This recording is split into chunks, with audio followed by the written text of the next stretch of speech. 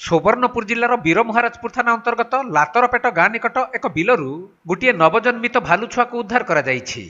मिलिथिबा सूचना मते लातुरपेट गाँर बासंती महानंद निज धान बिल को जाउथुवा बेले सेठारे से एही भालू छुआटी को देखिथिले। तेबे आखपाखरे केही नथिबारु से भालू छुआटी को निज घर को आनिबा सह पुलिस को खबर देइथिले। तेणु खबर पाई पुलिस घटनास्थल रे पहुंची वन विभाग को खबर देइथिले। सेपटे एही भालू छुआटी जेउठारु मिलिछि सेठारे आहुरी भालू छुआ थिबा अनुमान करी पुलिस सेठारे खोजुथुवा बेले एही भालू छुआटी सद्य जन्मित बोली जଣା पड़िछि। परे एही भालू छुआटी को वन विभाग को हस्तांतर करा जिवो बोली बासंती कहिसंती। अन्यपटे एही भालू छुआटी को देखिबा पई सेठारे प्रबल भीड़ जमिथिला।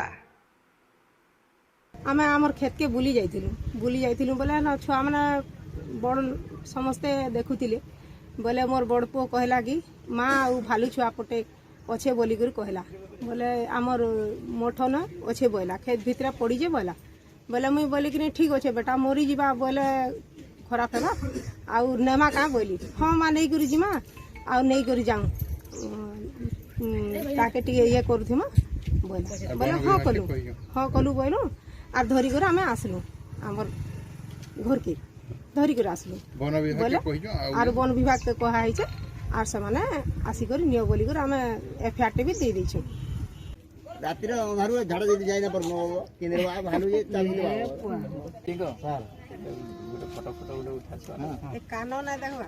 हां आ गुडो देखो ना कपड़ा खो रही एटे टाइम चारटा देसी पर हारु केते जन गुली पळई थिबा नाही लागी जे बाबू ताले तार किछि डिस्टेंस रे से 50 मीटर रेडियस भीतर दुईटा की तीनटा जन्म करछ ने के ये कुकुर उड़ी जी भालू सुवर्णपुर जिला प्रतिनिधि पीताम्बर महापात्रଙ୍କ रिपोर्ट कोणार्क लाइव।